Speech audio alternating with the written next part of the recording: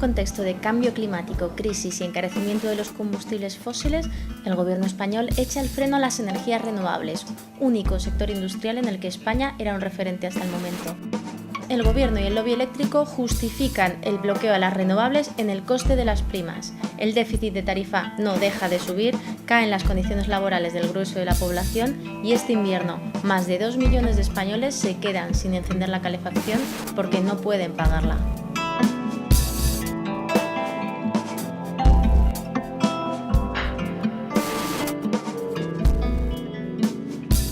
En el programa de Salvados dedicado al sector eléctrico nos enteramos de que España tiene la tercera electricidad más cara de Europa y empezamos a entender por qué nuestro mercado eléctrico genera una deuda de 4.000 millones de euros al año, mientras las empresas que forman UNESA siguen facturando beneficios millonarios.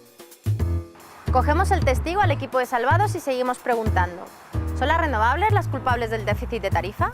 Que el litro de agua que cae por la cascada de un embalse para producir electricidad está siendo pagado al precio de un litro de gasolina.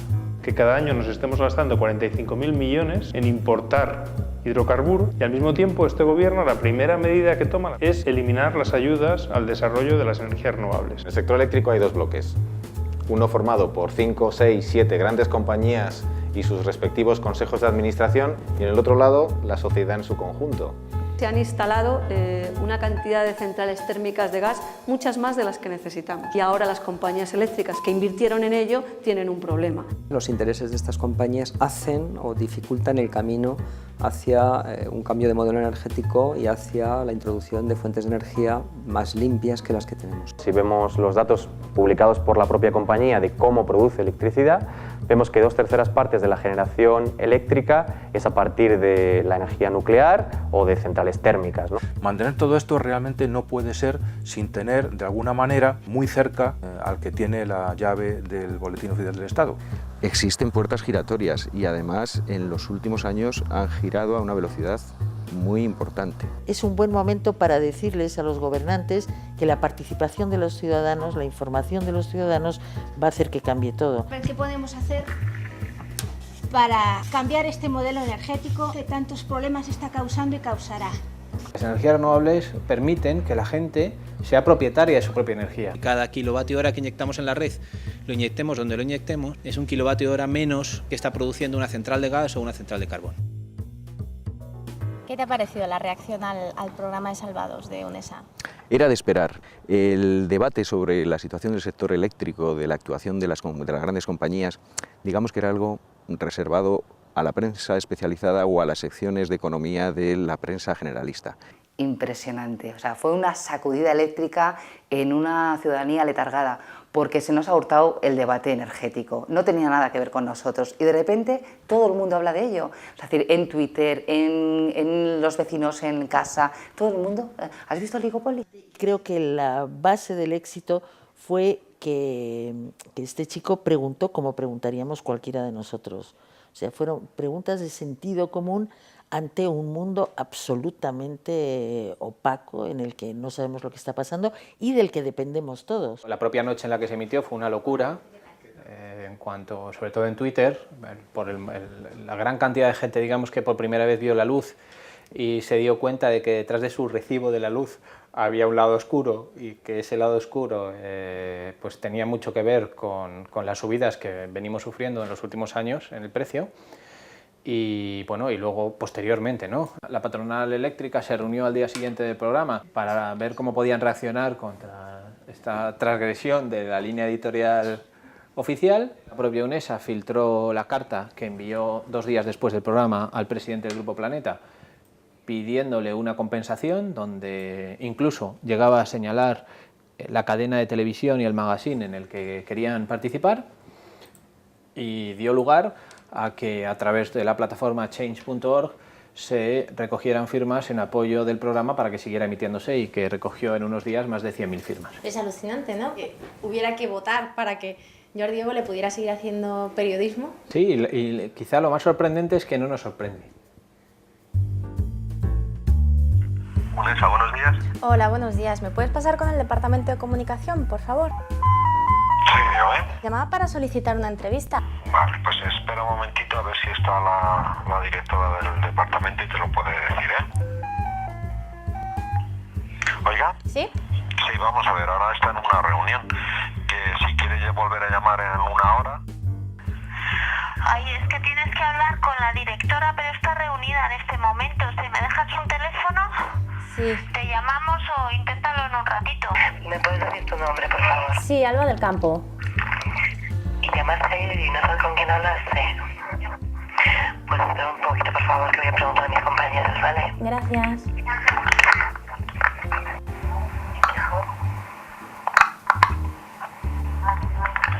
Pero no me puedes dejar tu teléfono porque es que ahora mismo la directora de comunicación está reunida y no la puedo localizar.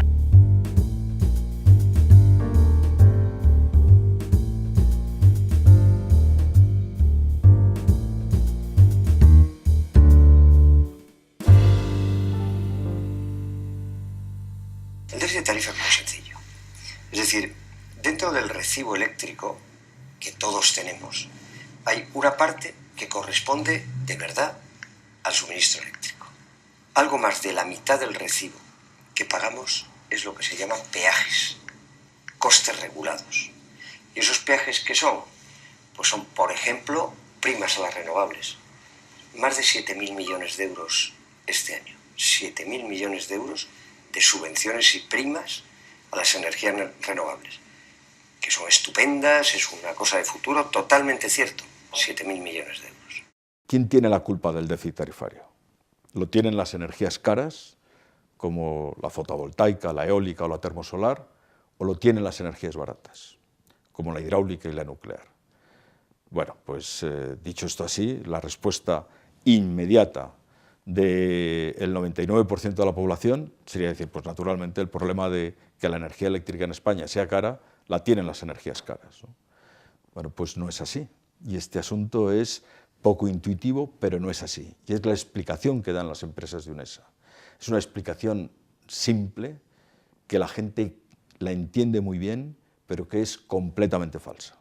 El precio del mercado lo fijan las centrales de carbón o las centrales de gas natural, y sin embargo ese precio está retribuyendo la gran hidráulica y está retribuyendo la energía nuclear. Las tecnologías renovables están, y esto el mercado no lo percibe, están bajando muchísimo el precio de la energía, porque sus ofertas, como tienen costes variables muy cercanos a cero, porque utilizan fuentes renovables que están disponibles en la naturaleza sin límite, ofertan a cero. El sistema de acoplamiento a la red son las primeras que elige, ¿eh? Luego, para ir cubriendo la demanda, va acoplando a otras tecnologías que no pueden ofertar a cero porque tienen un coste variable, sus combustibles, un coste que tienen que recuperar porque si no preferirían estar paradas, ¿no?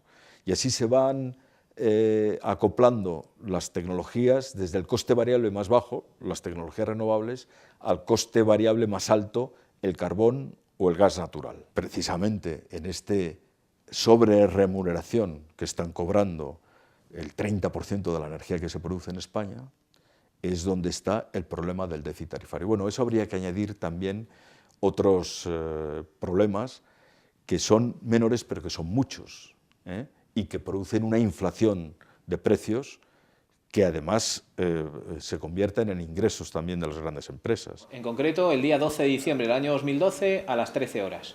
Aquí la curva de Casación, donde vemos un volumen de energía importante a precio cero, aquí están las renovables y está la nuclear, y después un montón de ofertas que van subiendo de precio. Al final, la última oferta, que es esta, que es necesaria para satisfacer la demanda que vemos aquí, marca el precio, en este caso del orden de 80 euros megavatio hora, que va a cobrar toda la generación. 4 días después, a las 9 de la mañana, observamos una curva bien diferente. Lo que ha ocurrido en este caso es que hay tanta energía a precio cero, tantas renovables, que el cruce de las curvas de oferta y de demanda se produce a precio cero. Y la consecuencia ha sido que el precio ha pasado de 80 euros a cero. Pero las renovables sí son retribuidas, porque aunque entren a precio cero, se están llevando un beneficio. Efectivamente, las renovables lo que tienen es garantizado, o supuestamente garantizado hasta los recortes retroactivos que ha habido, un precio a la energía que inyectan en la red, y lo que no cobran por este sistema lo cobran a través de la Comisión Nacional de Energía. Normalmente UNESA lo que hace es publicitar los informes que tenemos mensualmente de la CNE, que lo único que hacen es analizar las primas, pero que no tienen en cuenta el efecto de abaratamiento de los precios de mercado. Nosotros lo que decimos es que hay que tener en cuenta las dos, y por esa razón decimos que las primas no son subvenciones. De hecho, hay muchos estudios de entidades de reconocido prestigio que demuestran que el impacto de reducción de precios en el mercado debido a las energías renovables es del mismo orden de magnitud que las primas, o incluso superior. ¿Y quién se está beneficiando? Pues naturalmente los propietarios de esas centrales, con un agravante, y es que en esos sectores no hay libertad de entrada. Por tanto, el mercado no puede disputar esos beneficios y ajustarlos a tasas de rentabilidad razonables. Es una trampa que nos estamos haciendo en el solitario, ¿no? Pero detrás de esa trampa hay intereses muy poderosos. El sistema eléctrico está configurado o está dividido en 4 partes, desde la generación hasta la comercialización, y entre medias está la distribución, en alta tensión, que es el transporte, o en baja tensión, que es la distribución. Esas 4 partes del sistema eléctrico están en manos, especialmente la generación, parques eólicos, centrales térmicas, nucleares, están en manos de las mismas empresas que luego la comercializan. Son los mismos, de manera que esa liberalización del mercado no existe, es un oligopolio manejado en los dos extremos por las mismas empresas. Lo que pagamos a las eléctricas no es lo que les cuesta generar la electricidad. La falta de competencia y de transparencia de precios en los mercados energéticos españoles hacen que realmente sea imposible descifrar la pregunta que tú me acabas de hacer. Es decir, si no sabemos, por ejemplo, es un ejemplo que si no sabemos por qué es secreto el precio al que compramos el gas Argelia, realmente aquí nadie puede decir qué es lo que cuesta cada cosa. Las energías caras, por hablar en términos sencillos, tienen acreditados claramente sus costes por las autoridades reguladoras, mientras que las energías baratas no tienen acreditados sus costes por las autoridades reguladoras, sino simplemente se admite que cobren lo que fijan las ofertas del gas natural o del carbón. El déficit de tarifa oficialmente es la diferencia entre los ingresos que se cobran por venta de electricidad a los consumidores y los costes que se les reconoce por parte de la legislación a las compañías eléctricas. Basta con reconocerles a las compañías eléctricas todo el coste que necesiten para no dar pérdidas, para que surja automáticamente una deuda que todos los consumidores están asumiendo frente a estas mismas compañías eléctricas. Esta historia empieza aproximadamente sobre el año 2002. En el año 2002 el precio del barril de crudo pues estaba muy bajo, a menos de $20 el barril, la energía era barata y el gobierno de entonces, pues la política energética que tenía, prácticamente la única, era bajar todos los años el recibo de la luz. En el año 2002 el ministro de Economía de entonces, Rodrigo Rato, pues acuerda con las eléctricas la fórmula contable del déficit de tarifa. Por una decisión política el gobierno decide no subir el recibo de la luz más que un 2% como máximo cada año hasta el año 2010. Y la diferencia entre ese 2% y los costes reales de generación que suponía el incremento de los costes de generación de las eléctricas, esa diferencia la garantizaba el gobierno. Y con esa garantía del gobierno las eléctricas iban a los bancos y los bancos les adelantaban ese déficit de tarifa. No contaron con dos cosas. Primero, que el precio del crudo a partir del año 2004 empezó a subir. En el verano del 2004 llegó a $40 y en el verano del 2008 llegó a $147 el barril. La subida fue espectacular. Se añadió otro fenómeno en el año 2008, que fue la crisis financiera mundial, que en el caso de España pues, supone la ruina de los bancos, que ya no pueden adelantar el dinero a las eléctricas del déficit de tarifa porque se quedaron sin liquidez. Y a partir del año 2009 el déficit de tarifa se convierte en deuda pública. ¿Qué ocurre? Pues que entre el año 2004, que empieza a subir el precio del barril, hasta el año 2008, ningún gobierno quiso darse cuenta de lo que estaba pasando. Subían ¿Era evitable? Claro, en el año 2004 alguien debería haber pensado, si suben los costes energéticos, nosotros no podemos tener un recibo de la luz que no suba o que suba por debajo de la inflación o que suba por debajo de los costes de generación. Se añade otra cuestión, que en el año 2002, a la vez que el déficit de tarifa, se aprueba una planificación gasista. Prácticamente del año 2002 hasta el año pasado, pues se han conectado 27.120 megavatios de ciclos combinados de gas. basándose en contratos take or pay, es decir, en contratos de adquisición de gas a Argelia por las empresas españolas, que les obligaba a comprar el gas y a pagarlo antes de consumirlo. Y todos esos contratos al día de hoy todavía siguen en vigor, pero a partir del año 2008, como efecto de la crisis, surge otro problema además que no se pensaba, y es que todas las previsiones apuntaban a que el consumo eléctrico en España iba a ser siempre muy superior al crecimiento del PIB. Pero a partir del año 2008, como efecto de la crisis, el consumo de electricidad empieza a bajar. Ahora con la crisis y con la subida de las tarifas estamos viendo que hay gente que no puede pagar la energía. No puede pagar la energía y además es algo que no se habían planteado nunca, porque la subida ha sido también muy rápida, entonces ha coincidido la bajada de nivel adquisitivo con la subida de la factura de la electricidad, y entonces claro, eso ha sido un golpe muy duro. Alrededor de unas 2 millones de familias que están con problemas, lo que llamamos pobreza energética, es escandaloso. Además, nuestro sistema en el que nos han vendido que todo es eléctrico, todo dependemos de una forma tremenda.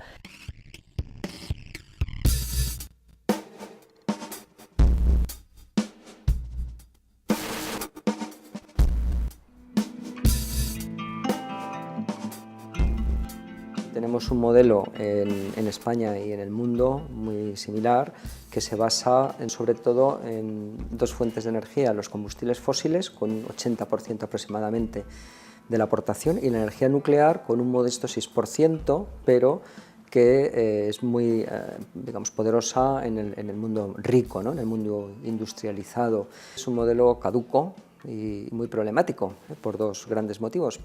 Primero, por los impactos ambientales que genera, el más grave es el cambio climático.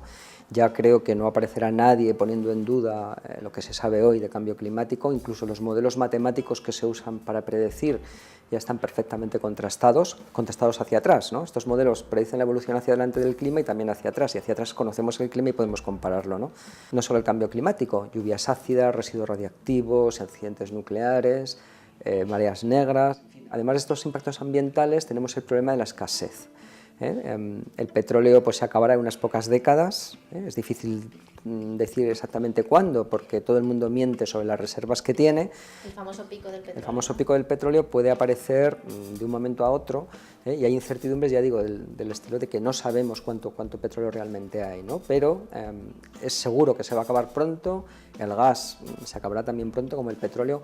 El carbón puede durar un poco más al actual ritmo de consumo, pero si viene a sustituir al gas y el petróleo también se acabará pronto. Y esto va a implicar a escala doméstica una escalada de precios. Esto ya está implicando una escalada de precios, ¿eh? No hay que olvidarnos de que hoy la gasolina en nuestro país pues está a unos precios muy por encima de lo que estaba solo pues, en 2007.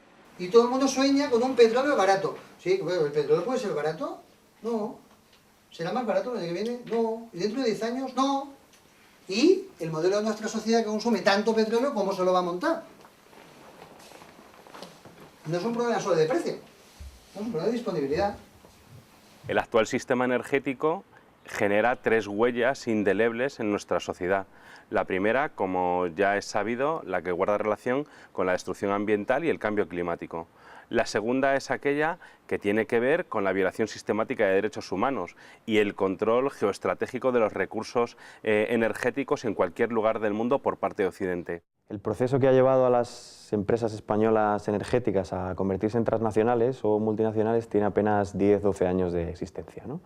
Eran compañías pequeñas, compañías privadas que operaban en el Estado español hasta finales de los 90 y que, con motivo de las reformas neoliberales en América Latina, del consenso de Washington y también las reformas económicas que hubo aquí en la Unión Europea, pudieron internacionalizarse comprando otras empresas que se estaban poniendo a la venta en esos momentos en América Latina, ¿no? Eso es lo que hizo que compañías como Endesa, como Iberdrola, como Gas Natural, como Unión Fenosa o como Repsol se convirtieran en multinacionales. Esos negocios en la región latinoamericana les reportan entre 1/3 y la mitad de sus beneficios anuales. Las compañías de hidrocarburos como Repsol o Gas Natural extraen petróleo y gas en reservas naturales muy importantes de América Latina y también en comunidades, zonas donde habitan comunidades indígenas.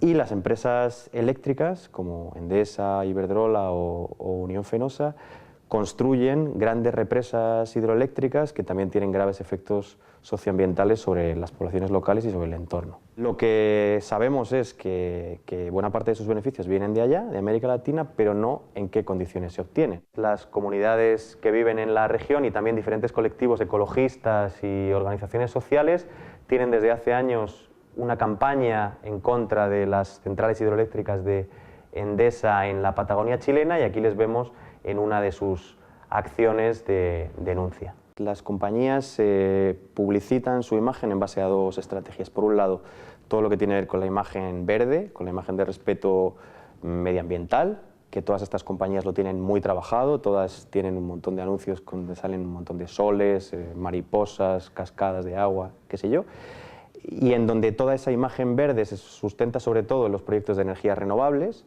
que luego vemos que la realidad es que esos proyectos sobre el volumen de la cantidad de energía generada son mínimos. Por ejemplo, en el caso de Iberdrola, si vemos los datos publicados por la propia compañía de cómo produce electricidad, vemos que 2/3 partes de la generación eléctrica es a partir de la energía nuclear o de centrales térmicas, ¿no? En el caso de España, vemos como Endesa se anuncia en base a una imagen de sostenibilidad, se publicita como la primera eléctrica del mundo en sostenibilidad en el índice Dow Jones, que se supone que mide el valor en bolsa del respeto medioambiental. En las campañas de la filial de Endesa en Chile, que se llama Chilectra, está muy volcada en ofertas para que enciendas todas las luces de tu casa por muy bajo precio, y en donde la sostenibilidad importa poco.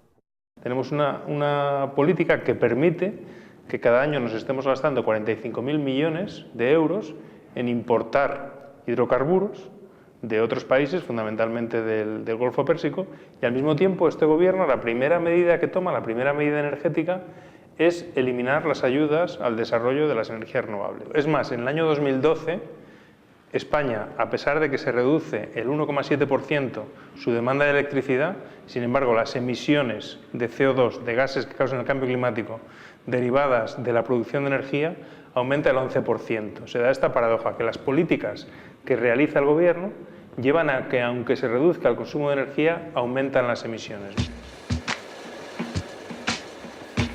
Y hemos recibido una multa de la Comisión Económica Europea del CO2 que hemos emitido, y además porque no tiene que entrar al carbón nacional.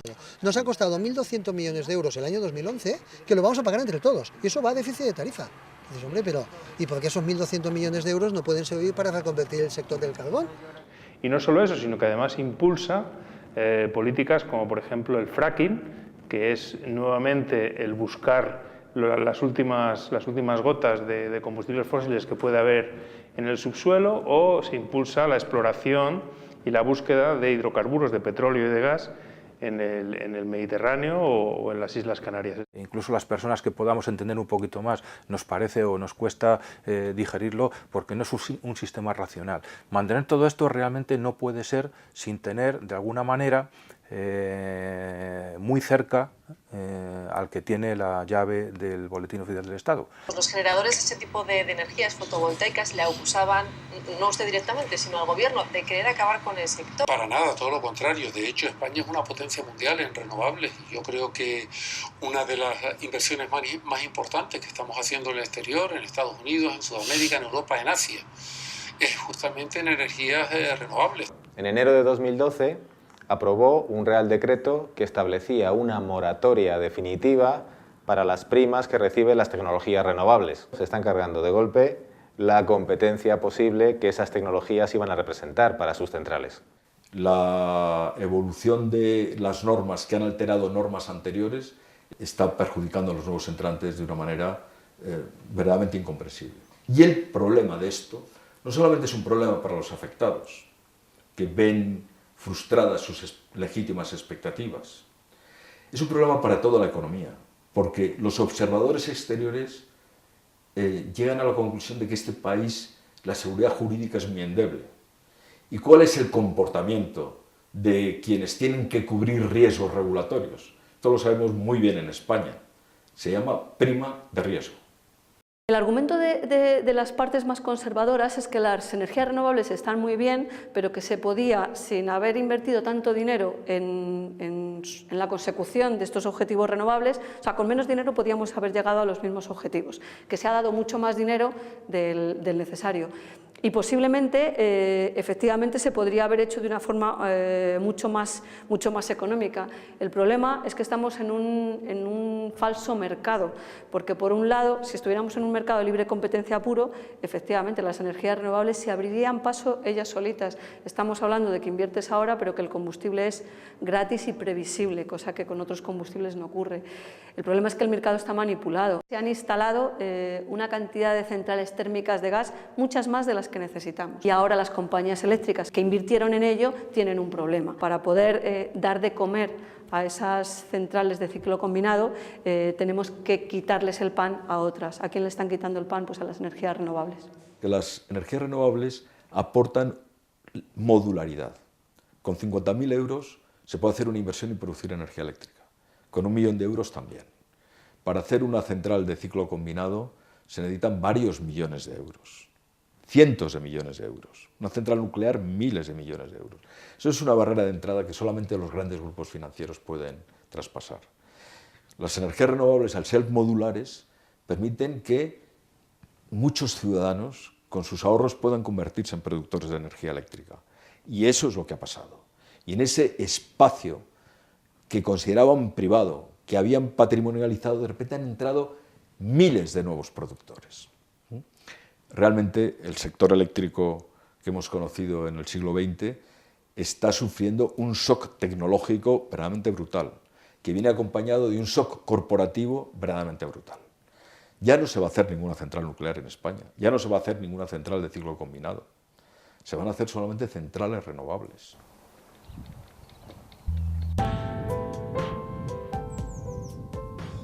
Hemos montado una pequeña instalación fotovoltaica para autoconsumo sin baterías. Lo que producen las placas va al consumo directo de la casa y si tenemos algún excedente pues lo vertemos a la red. Y bueno, es una instalación que ha salido muy económica porque la hemos hecho toda con material reutilizado y reciclado que hemos ido reparando. Trabajabas antes en el sector fotovoltaico, ¿no? Profesionalmente. Esto no lo puede hacer cualquiera. Sí, desde que terminé los estudios de ingeniería, pues que me puse en el sector de las energías renovables, primero con la térmica y luego empezamos a instalar mucha fotovoltaica y ahora ya desde hace un año que ya no hacemos casi instalaciones. El sector de las energías renovables es un sector que era referente a nivel mundial, en primer lugar por la capacidad tecnológica y de fabricación, tanto en eólica como en solar fotovoltaica y en solar termoeléctrica, y además era un sector líder a nivel mundial en I+D. Trabajaban unas 90.000 personas. Actualmente se han perdido aproximadamente unos 30.000 empleos debido a las medidas regulatorias del gobierno y además había expectativas, según el propio gobierno, de crear unos 200.000 de aquí a 2020 y esas expectativas, pues si no cambian las medidas del gobierno, se van a ver frustradas. En este edificio de color azul hicimos una pequeña instalación fotovoltaica para autoconsumo para que uno de los vecinos del edificio pues, que quería bajar su factura eléctrica. A día de hoy no está legalizada porque le cuesta prácticamente tanto legalizarlo como lo que le ha costado hacer toda la instalación. Lo que hace es que cuando pone lavadoras o tiene consumos altos, pues tiene un interruptor para encender la fotovoltaica y cuando no tiene consumos la para. A la larga, pues evidentemente hay que tener un control porque son instalaciones generadoras de electricidad y evidentemente hay que saber en qué puntos y en qué viviendas se está generando electricidad porque podría tener riesgos para el sistema o para los empleados de mantenimiento de la red eléctrica. ¡Camino Soria! ¡Camino de Udesa! Estamos aquí en las puertas del 10º Congreso de la Electricidad, donde está reunido Goldman Sachs, que son los responsables del gran fiasco financiero mundial, está reunido UNESA, que son los responsables de la gran dictadura del oligopolio energético aquí en España. También ha acudido el ministro Soria, el ministro de Industria, y queríamos hacer la entrega de las 182.000 firmas ciudadanas exigiendo una auditoría del sector eléctrico ya. ¿Existen puertas giratorias de la política al sector eléctrico? Existen puertas giratorias y además en los últimos años han girado a una velocidad muy importante. Desde 2007-2008 se puede hacer una lista y saldrían decenas de políticos o de personas próximas a la política que están ahora mismo en los consejos de las empresas. Ahora el caso más reciente ha sido el de la vicepresidenta Elena Salgado, ¿no? y anterior ministra de Economía, que supuestamente la ley española dice que tiene que pasar 2 años antes de que pueda fichar por una empresa privada que haya tenido que ver con el ámbito de sus competencias anteriores, ¿no?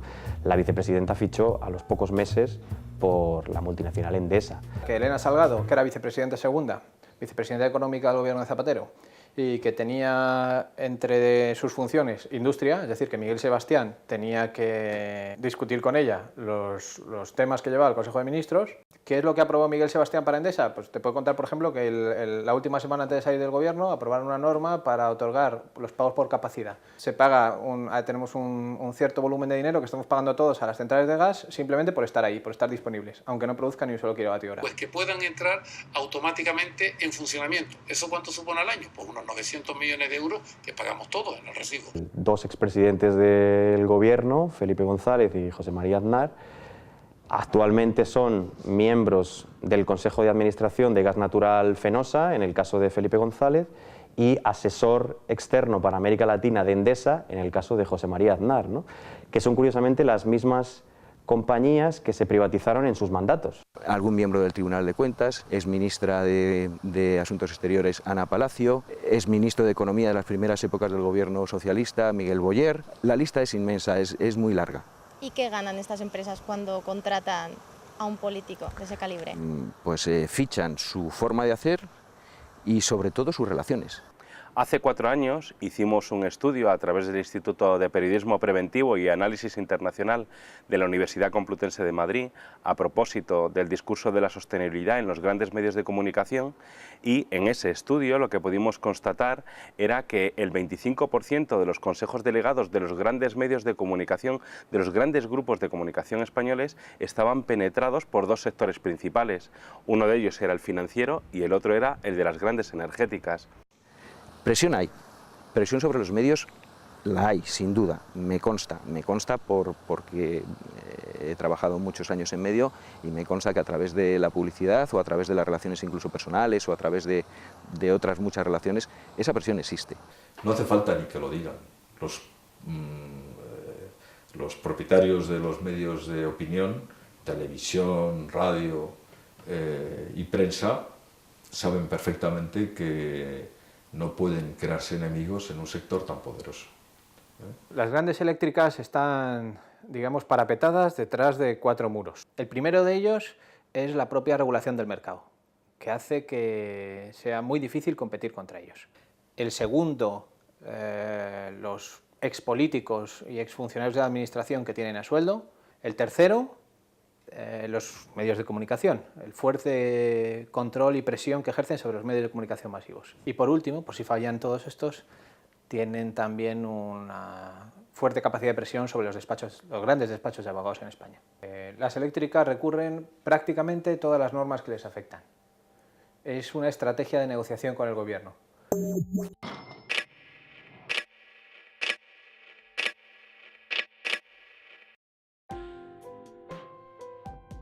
El sector de la eólica es un sector que está produciendo muchísima energía, prácticamente es el 17% de la energía eléctrica de nuestro país. Sus periodos de amortización son más rápidos y también está en manos de empresas más grandes que pueden soportar mejor los vaivenes jurídicos del Estado, ¿no?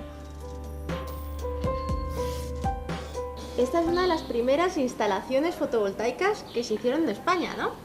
Exacto, esta es la primera instalación que se conectó a la red en el ámbito doméstico en el 99. ¿Y en cuánto tiempo lo amortizasteis? Porque esta es la típica pregunta que todo el mundo hace, ¿no? Bueno, nosotros siempre hacemos la misma pregunta y es, oye, ¿tú cuando compras un televisor le preguntas al tendero en cuánto lo vas a poder amortizar? No, tú cuando te compras un televisor lo haces porque quieres ver la televisión. Y eso es lo mismo, o sea, nosotros nos pusimos la pérgola porque queríamos ser contribuyentes a la reducción de emisiones en el tema del cambio climático, produciendo con renovables. Sois uno de los valientes que, a pesar de la normativa que hay de autoconsumo que lo pone bastante difícil, os habéis lanzado a poner fotovoltaica en vuestro negocio. Y realmente queríamos demostrar que era posible hacer una instalación de autoconsumo instantáneo y que los números salían y que se podía amortizar en 7 años, y si la luz sigue subiendo como está subiendo, pues en 5 años. Y que era viable. Y entonces realmente pues leímos todo el Real Decreto, vimos todo cómo lo teníamos que hacer, hicimos los números, salían y lo hicimos. Porque no habéis conseguido prima, ni subvención, ni nada. No hay ni prima, ni subvención, no cuesta nada al Estado, no nos cuesta nada a nadie, solo que nosotros hemos hecho una inversión y obtenemos un ahorro. Pues yo quiero que me cargues la batería de la cámara, pues te cargo para tener un trocito de documental que sea solar. Perfecto, te lo cargo con el sol. Teniendo el sol que tenemos, es que parece tontería esto de utilizar gas de Argelia para calentar el agua, ¿no? Pues sí, sí que lo parece.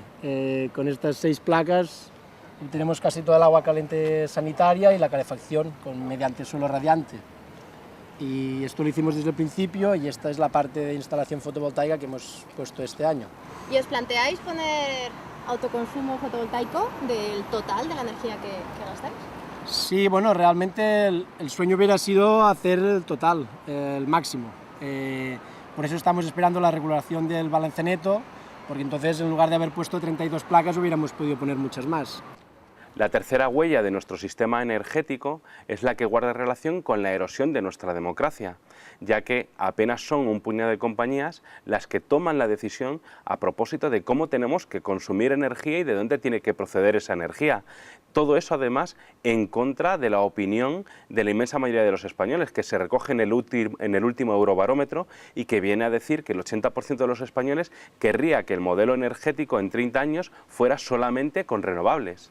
En Europa se han dado una serie de iniciativas en materia de energía muy interesantes. En Holanda, unos 20.000 ciudadanos conectaron y juntos se dieron de alta en una nueva compañía para obtener condiciones mucho más favorables en materia de electricidad y gas. La plataforma por un nuevo modelo energético nos contactó en Avaz y empezamos a discutir la posibilidad de lanzar una acción ciudadana dirigida a iniciar una auditoría eléctrica de todo el sistema en España.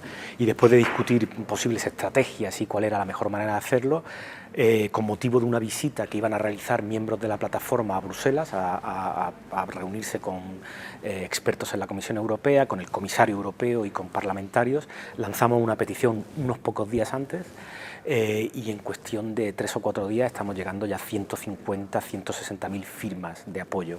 Esos ciudadanos que con un simple clic se unieron a la petición, sus voces unidas están llegando a los corredores de poder más importantes y se está escuchando su voz alta y fuerte.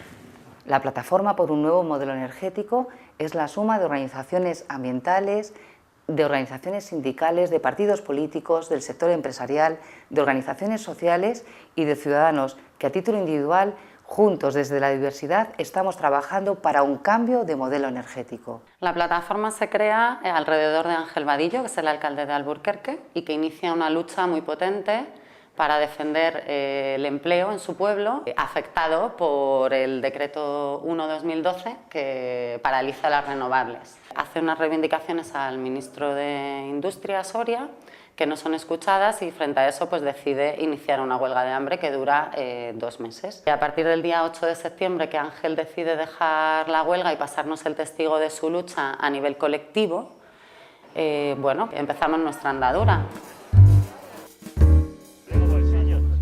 Realizamos acciones formativas, talleres, videoforum, debates, charlas y también acciones de presión social sobre tomadores de decisiones para, bueno, tener repercusión política en instituciones que están decidiendo sobre nuestro futuro energético.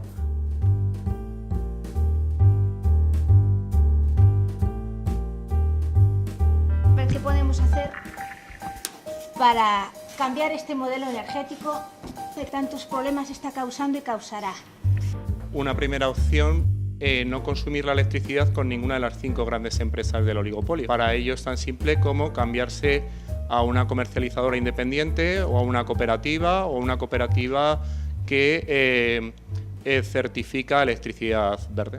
En cuanto a lo de ser verde o no verde, me parece muy relevante distinguir entre lo que son las compañías independientes que están fuera de esas 5 grandes que conocemos de oligopolio y lo que son las compañías de energía verde, porque entre otras cosas hay algunas de esas compañías de oligopolio que se venden como verdes.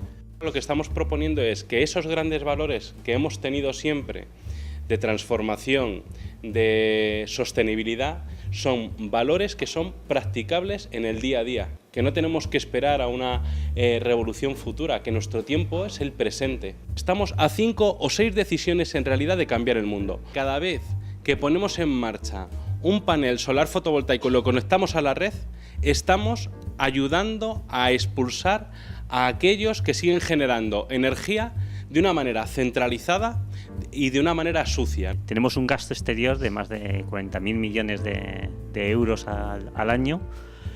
Y todo ese dinero, si lo invirtiéramos en renovables, sería todo un dinero que quedaría, digamos, dentro de la economía española. En estas circunstancias de crisis económica es muy difícil que los ciudadanos apuesten por las renovables. Lo que hay que hacer es campañas mediáticas que rompan esta barrera comunicativa y que hagan ver que las renovables no solo son urgentes y necesarias para frenar el cambio climático, sino que son una apuesta más barata y además que generan empleo y que nos van a sacar de esta crisis económica en la que estamos envueltos. No podemos conformarnos con tomar decisiones de incidencia política una vez cada 4 años. Yo siempre tengo en la cabeza que si 1 millón de personas tomaran una decisión activa por consumir o invertir de otra forma, en nuestro país hay 46, 47 millones de personas, pero bastaría con 1 millón de personas que tomaran la decisión de consumir de otra manera, invertir de otra manera, para que el resto de empresas similares se vieran llevadas a la reflexión, y eso probablemente transformaría mucho más que la necesidad de que todos los se consuman de otra manera a la vez. O sea que basta con 1 millón. La energía más barata es la que no se consume. Lo que quieren estas empresas es vender cuanto más mejor, tanto a nivel de consumidor doméstico como de empresas, como a nivel de todo el Estado español. Es muy importante tomar medidas de ahorro y eficiencia. Cuando hablamos de cambiar el modelo energético o de nuevo modelo energético, pues a cualquiera que se lo digas, digo, bueno, ¿y esto con qué se come?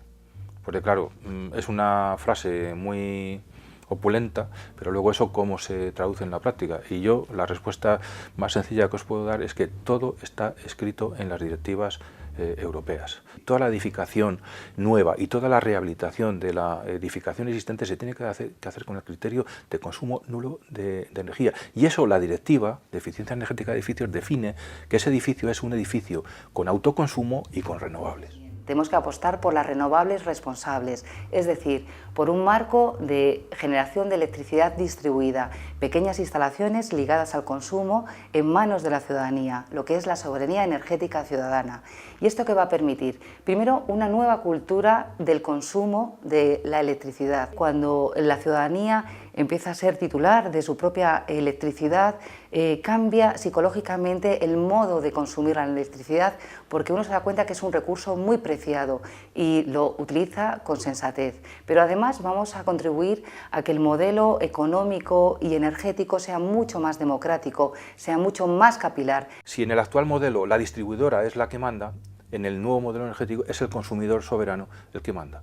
El autoconsumo es que a uno le permitan generar en su propia casa o en su oficina o en su industria la energía que va a consumir allí mismo. Como muy bien se apuntaba antes, cada kilovatio hora que inyectamos en la red, lo inyectemos donde lo inyectemos, al final es un kilovatio hora menos que está produciendo una central de gas o una central de carbón. Cuando ya existe una madurez tecnológica evidente de la energía solar fotovoltaica, que para muchos usuarios domésticos o pequeñas industrias podría proporcionar en electricidad un precio más barato, pues resulta que no se desarrolla una legislación que simplemente con que no fuera muy negativa permitiría el despegue de esta fuente de energía. Necesitamos un balance neto útil para el consumidor doméstico. No tiene sentido que, por ejemplo, en este momento, la tramitación administrativa de algunas instalaciones de autoconsumo sea más costosa económicamente hablando que la propia instalación de autoconsumo. Todas las medidas retroactivas y todos los parones de las renovables se están legitimando en el déficit de tarifa, acusando a las renovables falsamente de una manera tramposa del déficit de tarifa, y esta norma,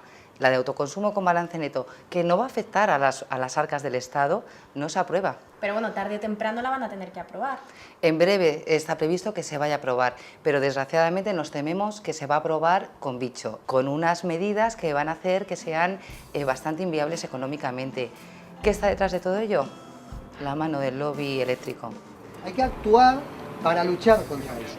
A Endesa no la vamos a tumbar solos, la tumbamos millones de personas con nuestras pequeñas instalaciones. A gas natural no la tumbaremos solos, la tumbamos con millones que no compramos. España tarde o temprano será 100% renovable. ¿Pero llegaremos a tiempo de parar el cambio climático? Y sobre todo, ¿en manos de quién estarán las placas y los molinos que nos darán electricidad? ¿De las 5 compañías del oligopolio o de los 50 millones de personas que pronto seremos?